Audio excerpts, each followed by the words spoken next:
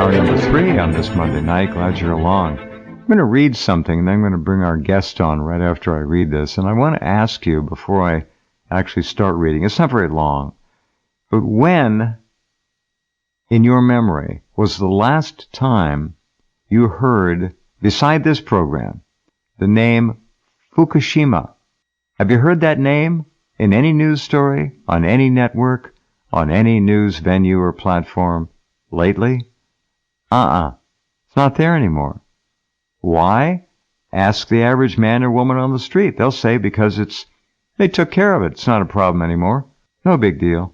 It's all controlled now. Or our government would be telling us. Oh my. It's like saying, when you're eating this most toxic of food as a populace, our government wouldn't let us eat this if it was bad for us, would it? Well, I guess again it would. All right, here it is. Good morning, Mr. Rense. I got this today. I have just returned from Hawaii, and while I was there, I listened to the gentleman from Portland reporting on your program on our vanishing birds and other critters. Here's my report on what I saw while in Hawaii. Surprisingly, birds were rare on Oahu. I never saw more than half a dozen birds at any one time. The largest group of birds I saw was 3 pair of cardinals. I saw only 2 pair of stilts at 2 different locations. On several occasions, 2 groups of half a dozen doves or so were seen, and finally several egrets were seen at different locations. While taking walks along the beach, I never saw seashells of any type. There were also no broken shells, no crab shells. Also missing was any plant life. No kelp or algae larger than a quarter could I find. The beaches had no birds at all. I was there for a week and visited all areas of the island. This is Oahu. When exploring the tide pools, I saw very, very little life left. Several small crabs were seen over a 3-hour period. 3 hours?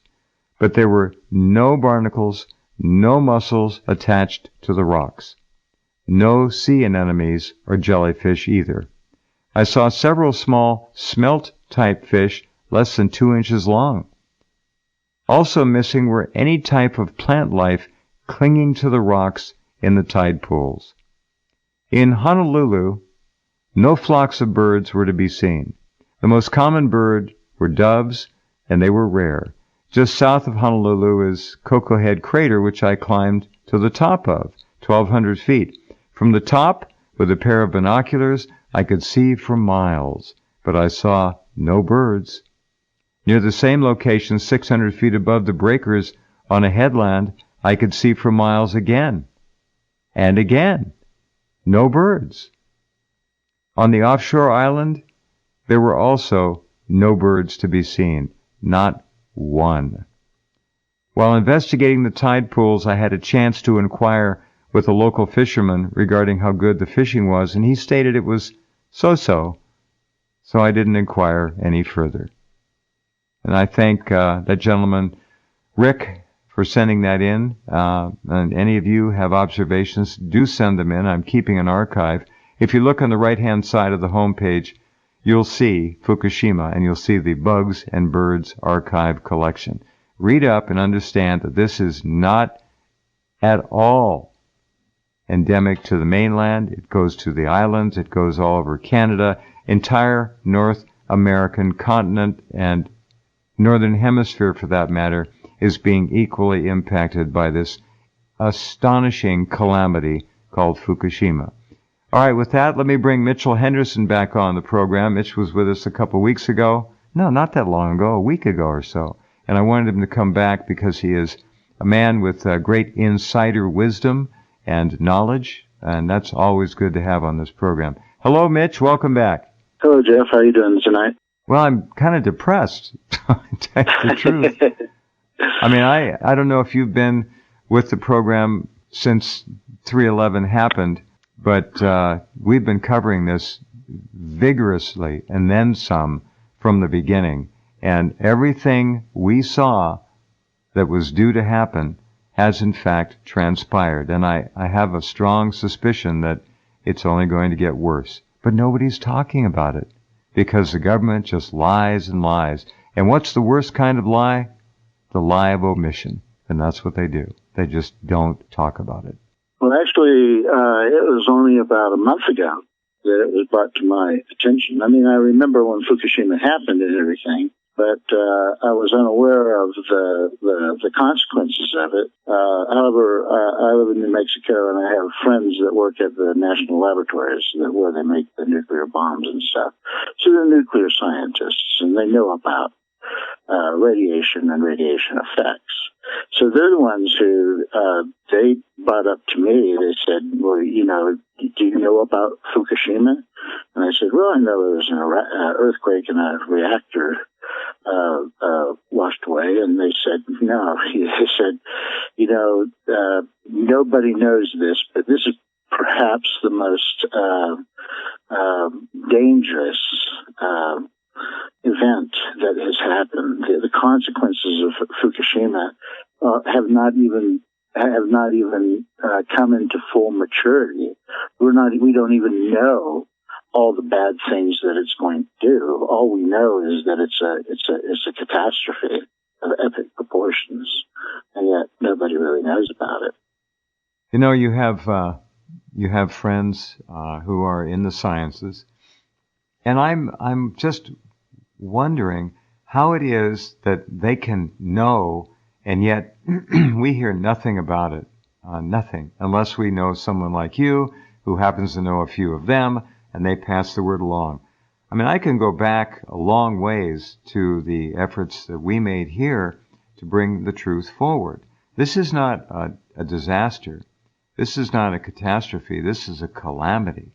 This is the beginning of what may amount to be a severe quasi-extinction event. And I mean across-the-board extinction event, not just bugs and the birds and the smaller animals. Us too. We're going to die. A lot of people have already died from the Fukushima radiation, from eating radioactive fish and other things from the ocean, from being around radiation where the cesium-135 or 137, I can't remember which one, I think it's 137. replaces. Yeah, one of them. Anyway, they have heart attacks and they drop over dead. This is going on all the time. We're talking about younger people in Japan, high school age kids. Go ahead, Mitch. Well, you know, what they pointed out to me is actually one of the problems is since Fukushima, there's been 300 million gallons of water contaminated with strontium-90. There's also cesium and other things in there, but the strontium-90 is what they are very concerned with. It has a half-life of 30 years. That means that Fukushima happened 8 years ago, so not even half of it has decayed yet. It's all still there. What makes strontium particularly dangerous, and I have to kind of explain the periodic table a little bit, but if you look in the second row, you have elements like beryllium, then magnesium, then calcium, then strontium, then barium. Okay, so what's below, the element below, can always replace the element that's above in your body or in any biologic system. So the problem is like for human bones, if we have strontium-90 contamination, that goes to our bones, and it resides in our bones, and it's still radioactive in our bones. Takes the place of calcium, in fact. Right. And also, your heart works with what's called like your normal muscles work with what they call a potassium sodium pump. Okay, yeah. Whereas your heart works with a magnesium calcium pump. So that calcium can be replaced by strontium-90, and it can actually because strontium is such a bigger mineral, it can go into cells like the calcium does, and it can cause heart failure and heart attacks and stuff. But also, looking at the bigger picture, if you look at all sea life, all the bones of all the sea life is made of calcium. The shells of crabs, of mollusks and seashells and even reefs, those are primarily calcium-based organisms. Okay, so this strontium-90 is replacing the calcium in all this sea life. So they showed me pictures of fish and stuff from the ocean and stuff. And because of overfishing, what they have to do is they have to go deeper into the ocean to get fish now. And of course, the heavy elements will be deeper in the ocean, not so near the surface. So those fish are very contaminated. But they found that they just have they have these tumors on them and stuff. Cancerous tumors caused by the strontium-90, and then your birds eat those fish because that's what they eat. They talk about, global warming has killed off polar bears. Well, the polar bears eat the contaminated fish, and the polar bears die from that radiation that they get. Right. What's also interesting is they pointed out that sharks that are notoriously known for being super resistant to cancer, they've caught sharks, great white sharks, like off of Alaska, that have humongous tumors in them caused by this strontium-90. So this is a really serious problem, but as they describe it to me, we're just seeing the beginning of it. I mean, it hasn't even come into full blossom yet of all the effects that it can have. But let me tell you something that the government does on a regular basis. It's just what they do. If the government is confronted with a problem that either it can't solve or it just doesn't want to spend the money to solve it, they deny the problem exists. So the problem with the people at the lab who study this is, they have Q clearances, and so there's a lot of things they're not allowed to talk about, okay? Primarily the nuclear weapons stuff, okay? But they've also, like when they want to write papers and stuff, they can't write about this because the government narrative is that anthropogenic global warming is a worldwide problem, and this is a problem that's supposed to bring the whole world together, like into one globalist type government to solve this problem, like Independence Day or Armageddon, these movies where the Earth comes together to deal with this existential problem. Well, instead of attributing, like they said 2 weeks ago that there was 1.6 billion less birds in America. So they're attributing that directly to global warming. Well, those birds have been eating the seafood that's contaminated with strontium-90. That's what's killing them. That's what's killing the polar bears. So a lot of the activity that you see going on that they're attributing to global warming is a result of this Fukushima thing, okay, which is something that they absolutely, positively can do nothing about at all. The cat is out of the bag. That radiation is already down off the coast of Chile already. Right. It's in all 7 seas. It's all around the world. Right. We were saying this, Mitchell, long years ago, eight years ago. We could see where this was going to go. We didn't have the science to prove it, but it didn't take that much. Yoichi Shimatsu and I, every week for years, would cover this. And we did our research. He's a brilliant environmental researcher, and we had it pegged. And what you're telling us now, from a scientific viewpoint, validates everything.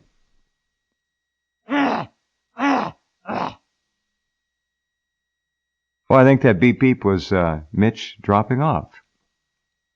All right, we'll try and get him back. But that's the truth. He's got friends in the sciences, and the government is using Fukushima to help push the false narrative of climate, global warming. All right? Well, it may be warming, all right, but that's a definite product of Fukushima radiation. You've heard Yoshi talk about this on the program many times. This is all true. It hasn't slowed down at all, and it's only continuing. All right, welcome back, Mitch. Yes, okay. I'm sorry, the cell phone, the cell tower dropped my call there for a minute. It's okay. You're back. All right. Yes. This I wrote a note to you earlier about the North Pacific Current, which oddly, coincidentally, is formed with a north-moving current and a southerly moving current, which come together almost essentially off the shore of Fukushima Daiichi. You know, Right. miles out, but they come together. And what do they do when they come together? They start heading due east, directly across the Pacific. One comes up from southern Japan, one comes down from the Kamchatka Peninsula, or thereabout. They join together off Fukushima, then they turn in their respective left and right directions to head east, directly across the Pacific toward the west coast of the U.S. As that current, traveling at about 12 miles an hour, comes close to the west coast, it begins to back up on itself, and that causes it, because of the normal tidal currents, to split in half. Approximately half goes up the coast, Washington coast, British Columbia, all the way up to the Gulf of Alaska, where it goes round and around like a toilet that's been flushed but nowhere to go. It just stays there. That's what happened to the salmon. That's why the sharks are getting their tumors. The radioactivity, especially at the deeper layers in the water up there, is enormous. That current, the other half of it goes where? Down the west coast, down to Washington, down Oregon, all the way down California to Baja, and then at the tip of Baja, it actually turns west and goes back across the Pacific to the west, and then up and rejoins right off Fukushima again to circle back. It's a loop. It's a loop. Right. And some of it does drift into the southern hemisphere, too. Because I've seen pictures. They've tracked it all the way down to the coast of Chile in South America. And the guy talking about Hawaii, what's interesting is they showed me a picture, and in this picture, it's like the more red it is, the more the radiation is from Japan. And it goes right by Hawaii. I mean, it's this red radioactive area. Hawaii got pounded very hard very shortly after the calamity. And there is a map out there, and it shows red. It goes all the way down to Chile and so forth.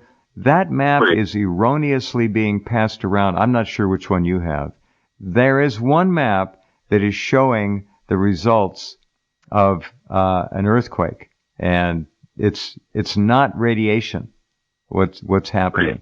It's tsunami effects and how it spreads. But anyway, yes, the one that they showed me was their lab map and stuff. So it is not a political. It's not okay, a you didn't pull map. that off the internet. I get it. No, okay. It's not. Well, here's the problem. Hawaii was pounded. We know now that 95% or thereabout of the big fishes in the North Pacific are gone. They're just gone. Anchovies, herring, sardines, food for the bigger fishes, gone. They're not there anymore. The plankton and the algae, gone. Not there anymore. The big whales who eat plankton are dying and washing up on shore with less than 10% of their body fat, we call it blubber, left on them. They have literally starved to death. And you remember a couple of years ago, all the talk, and it's still happening, but we're not being told about it. Sea lions, seals dying, especially in Southern California, from that current that comes down. They died because they were eating radioactive fish. And then those fish disappeared. And then the remaining seals and sea lions began dying of starvation. No body mass left. And as I wrote to you earlier, some of them were actually seen licking the rocks, trying to get algae off the rocks. Seals. I mean, this is just a horrific thing. Food. Yeah. And I saw in I saw in the paper today that there's this purple sea urchins that are actually covering the coast of the West Coast, and they're devastating all the other life there. Right. Okay. For some reason, the sea urchins can handle the radiation better than other animals, and so they're actually proliferating to a degree where they're excluding all other life forms. Okay, so the problems go on, and for a 30-year half-life, we're only 8 years into that 30-year half-life. Okay, so we have years. This is going to continue to build because there's something like I forget what the number was, maybe 80,000 gallons per day being pumped into the ocean with this radiation in it. So it's not. In other words, we're not seeing all that there is. There's more to come. You know what TEPCO announced? What? TEPCO admitted 400 metric tons a day is going into the Pacific. That was their admission. It could be 1,000 metric tons a day. We don't know. What we do know is all the groundwater coming down from the hills behind Fukushima and traveling under those 3 destroyed reactors is passing through the corium, the destroyed cores from the meltdown. And that water enters the Pacific Ocean, deadly radioactive, and then joins those 2 currents and becomes the North Pacific Current and heads all the way across the Pacific to make landfall, as it were, off the Washington coast. That's why in the islands where the orca whales are up there, the San Juan Islands, yes. You know how many live births, Mitchell, there have been in the last 4 years? I think one. Right? Just That's one. it. You got it. So they're on the way out. This extinction is going to get much, much worse. We'll be right back with Mitchell Henderson in just a minute.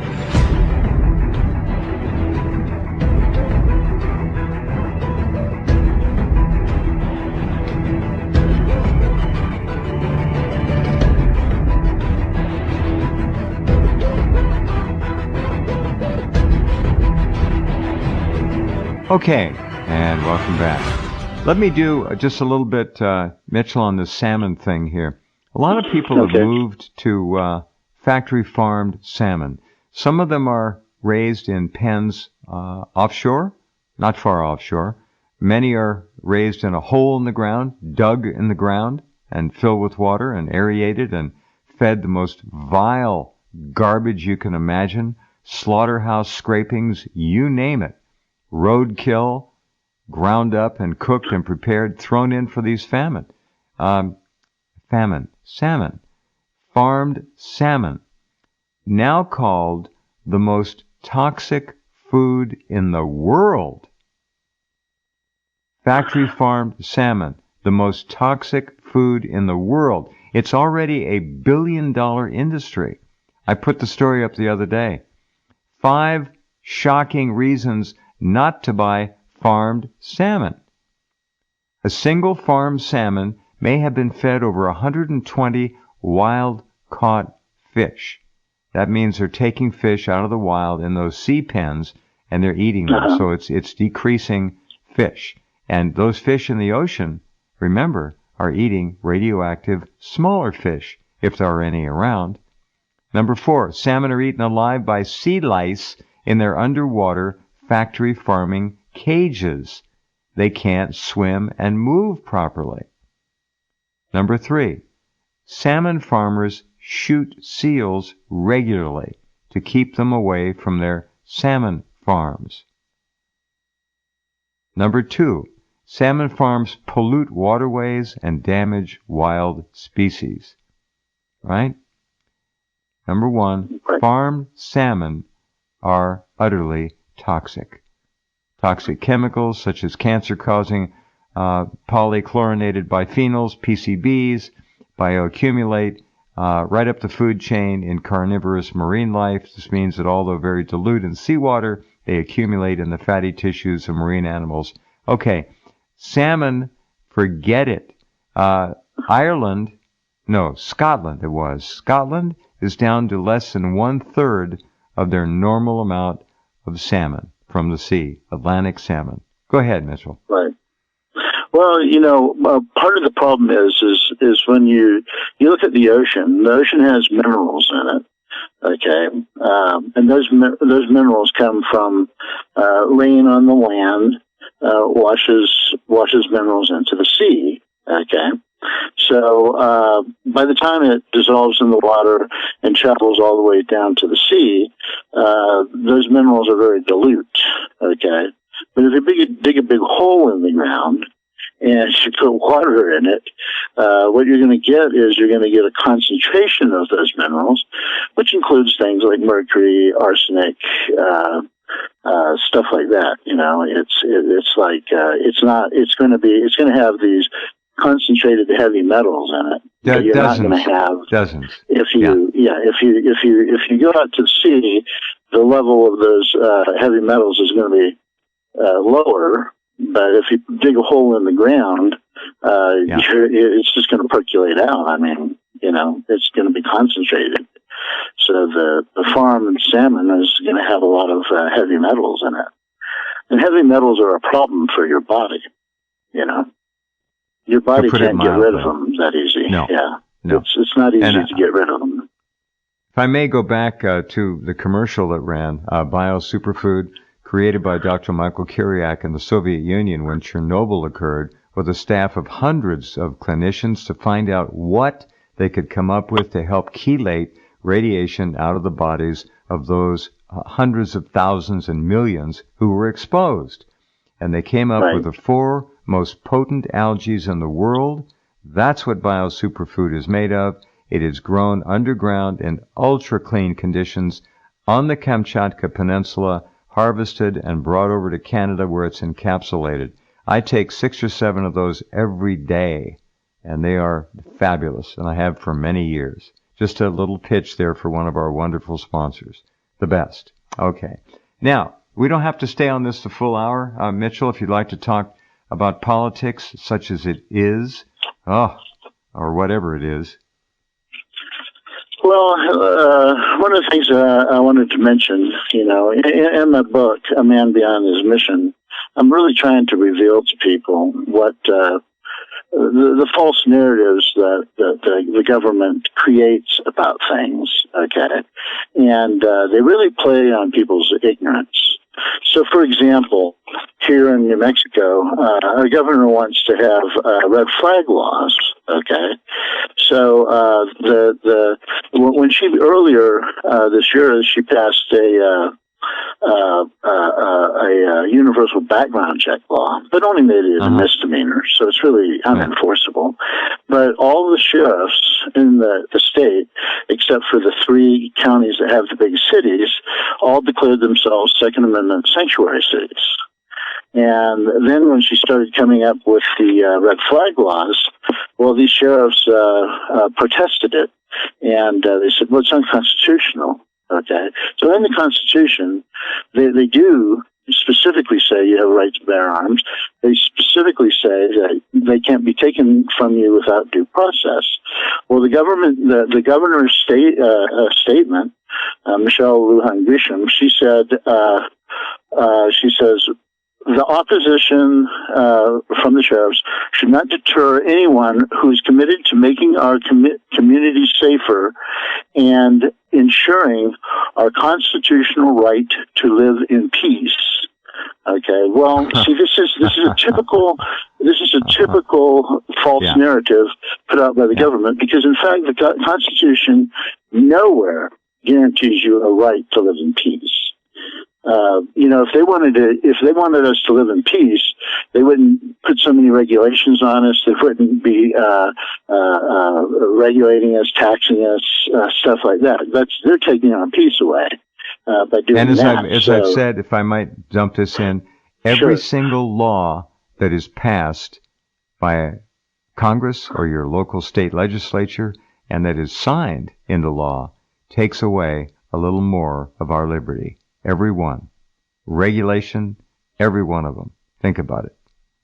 And are you aware that Congress passes 1 million pages of laws and regulations every year? How about 1 million unread pages? Year, unread pages, yes. It's back like when Bill Clinton, he made a new law, and he made 24 different things that were new federal death penalties. But nowhere in any newspaper or even on the internet could I find out what those 24 things that you could be executed for were. Okay, so that's kind of a scary thought that, you know, it's like, ignorance of the law is no excuse, but there's no way that you can possibly know what all the laws are, you know. Of course not. You just can't know. So this is a thing that they do, and the whole governor and making things safer. Well, they're not making anything safer. They're not even interested in making it safer. There's no political gain in giving people security and safety. Okay. Political gain comes from creating fear in people, making people afraid of crime, making people afraid of danger coming to them, because that's what makes people give up their liberties and give up more money. A perfect example is 9/11. Look at all that pretty much abolished the Fourth Amendment. And they created the FISA courts, where they were gonna make sure that the Fourth Amendment would be protected. But now the FISA courts have been used actually to try to overthrow a president of the United States. So, you know, you might as well just say the Fourth Amendment was gutted on that. And that created also the national security state. It really blossomed it because we got Homeland Security. We built our military up. We got into all these wars in the Middle East. These wars create refugees that become an illegal immigrant problem here. You know, it's like to think that all this is incidental. It's just not so. These are intentional. They're intentionally doing this. Okay. Right. I don't believe for a minute that any more than a fraction of a few percentage points of these so-called refugees are actually refugees. They're being brought in here in a geopolitical effort to destroy our nationality, our culture, our heritage. This country is under target, just like Europe. Those are not refugees. They're being imported and sent in there by George Soros and others, NGOs with their boats. This is an invasion.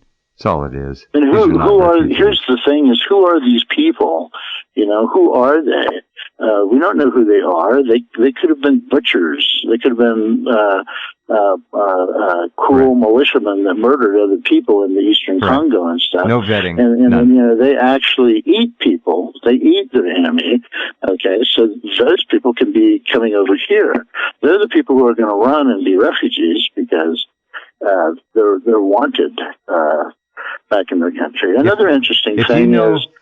Yeah, excuse me, but if you know anything, and I'm talking about all of you, and we've spent many, many times hours on this, the UN Refugee Resettlement Program, which works hand in hand with the U.S. State Department, brings in people off the streets of, for example, Somalia, the Democratic Republic of the Congo, DRC. All these countries, they'll pick people up off the streets, put them on charter flights, bring them over here, and turn them loose in this country with full welfare benefits, from housing to school to food to cars to spending money to cell phones. They get it all, and they're being brought over here by the hundreds of thousands. How do we think 125,000 Somalis ended up in Minneapolis? They didn't swim over here. They were brought over here. And they're not necessarily intrinsic to the culture of this country, never will be, because if they are Islamic, which they claim to be, the Quran forbids them from assimilating. Go ahead, sorry. Oh, it does. It does forbid them. Well, there's other factors too. Illegal immigration. See, illegal immigration has a benefit in that before you can legally immigrate, you have to go to a doctor approved by the embassy to check you for infectious diseases. Okay, well, in West Africa, they used to have a disease called anthuriasis, which is called river blindness. So these little midges bite you, and they give you these worms. They go to your eyeballs, and then they grow in your eyeballs, and then they cause you to be blind. That's called river blindness. Well, I lived in Latin America for many years, and there was never any enteriasis there. Now there's enteriasis all the way up to the Mexican border. So this is river blindness. They spend a lot of money to cure that in Africa, only to let those people come over here that had it. They get bit by midges over here. Then the parasite gets into these midges. Then they spread into the United States. And just like a human being can cross the Mexican border, well, a little midge or a gnat can certainly cross the border and carry with them these parasites.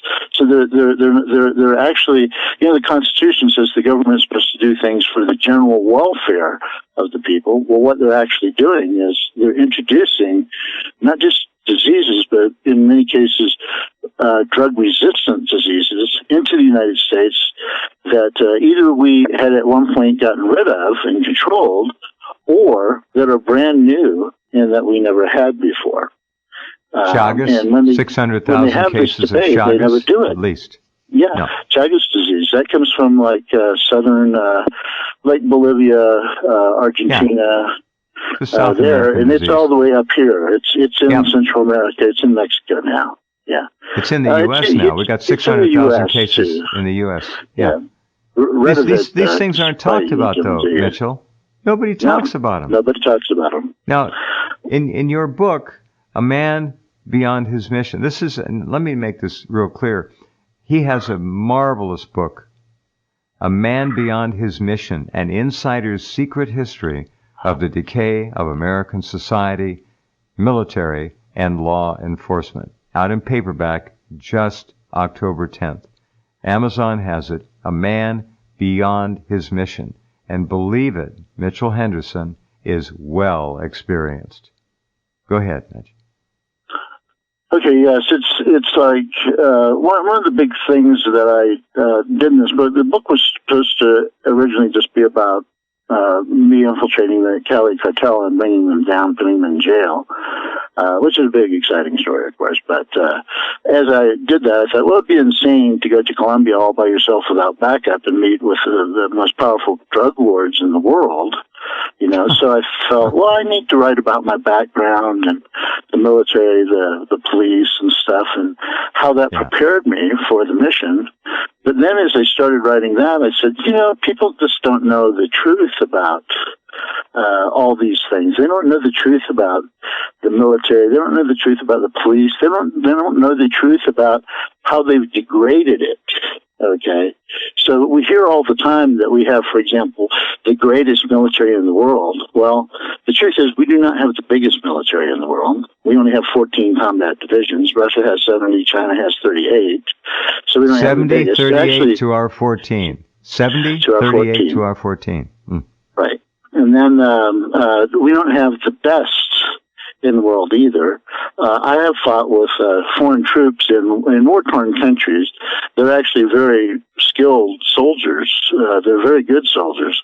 But what we have done is we have done a lot of social engineering with our military, and that is bringing LGBT people in, and putting women in combat capacities and stuff, and gang members. It's just tearing our military apart. It's we don't have the teamwork. We have a total lack of leadership in our military and stuff. It is, I remember in the 1980s when I became an officer, we worked really hard to create a very professional, very hardened military that would be very effective. And we only got to see it play one time, and that was in the first Gulf War. Okay, ever since 1992, political correctness and cultural Marxism entered into the military equation, and if you wanted to get promoted, you had to be basically, you have to be a snowflake to get promoted, and especially to get promoted to like general or something. Okay, wow. Obama fired 174 generals and admirals, and those were generals and admirals that were not politically correct. They were real patriots, weren't they? They were real patriots, and they're gone. That was a purge. That was a Bolshevik purge. It was just like a Bolshevik purge. And we saw what happened with that purge. What happened with the purge in Russia. Stalin purged his military in the 30s, and then when the Germans came in, the Germans just cleaned their clock.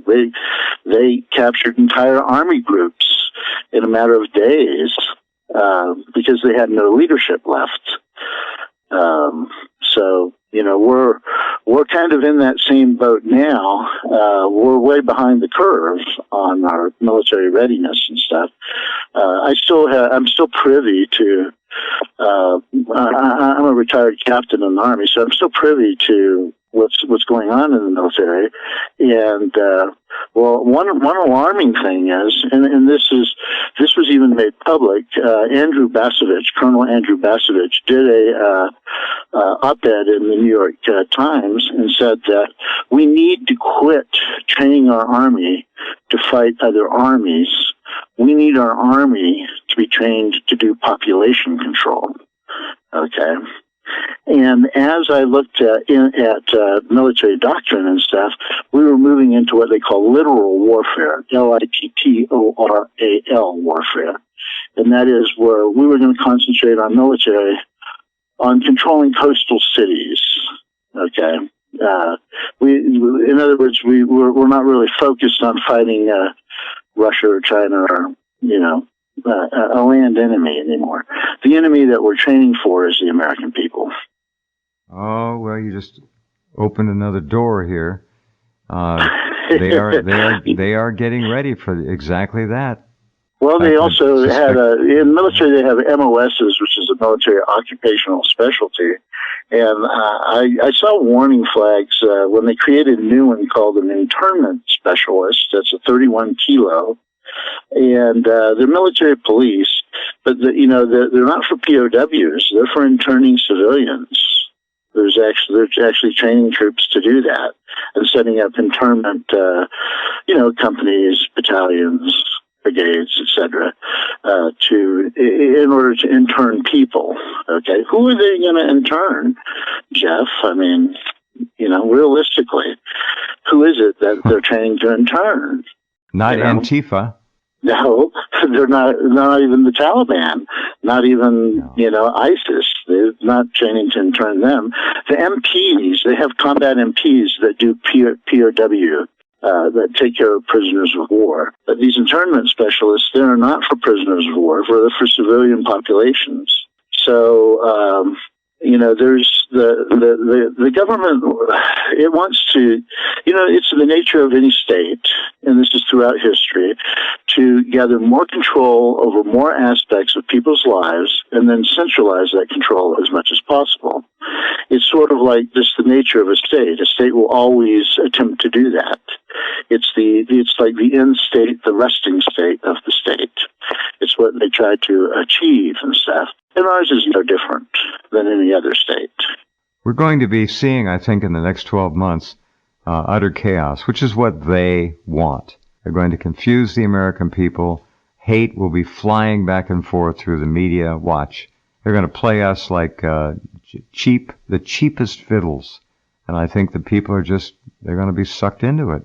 Well, another thing that scared me recently was when Obama became president. I have a lot of friends that own gun stores and stuff like that and work at them. And when Obama became president, all the rifles and ammunition flew off the shelves. I mean, it was like gone, empty, okay? Right. So I went down recently, now that like Beto O'Rourke was saying, I'm going to come and take your AKs and your ARs and stuff. So I thought, well, I went down to my friend's gun store, and I said, so are you selling a lot of AKs and ARs because you're threatening them to take them away? And this was very sad, Jeff, that they said, no, people are bringing them in to sell them. What? People are bringing their ARs and AKs I heard you. to Why? sell them. What the hell's wrong with people? Well, they don't want them to be just taken away from them. They want to get money. The way that we were 8 years ago, or 12 years ago, The mentality of the people has changed, and this is through constant brainwashing and propaganda. Oh, my God, it's working. It's a cultural shift, you know. So I was a little bit alarmed when they told me that people were bringing them in to sell them. You know, it's like I thought they'd be flying off the shelves, you know. So it's like almost like the will to resist is starting to falter. Well, we'll talk about this next visit. There is an attack on people using technology to take away that will to resist and to reconfigure them to be obedient and comply. And they apparently, some people look at a gun as a problem issue, not a solution issue. But this is wrong. I didn't know. I hope maybe that one store was unique, but I'm afraid it probably wasn't. Well, I asked several stores here in town and stuff, but we are talking about a big city, okay?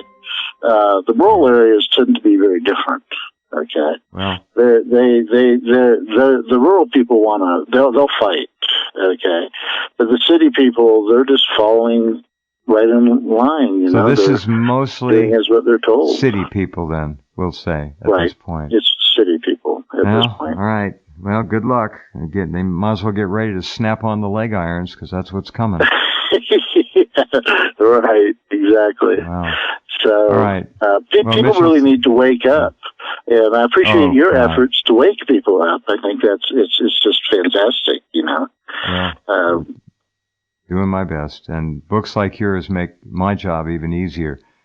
Mitchell's book is A Man Beyond His Mission, an insider's secret history of the decay of American society, military, and law enforcement. Get it and read it and share it. Thank you for being here, Mitchell. As always, talk to you next month. You're welcome. I'll see you next month. Okay, good night. All right, Mitchell Henderson, an extraordinary book. You people in the urban areas are the first people that should hang on to your guns. You're going to be see hell in the streets here at some point.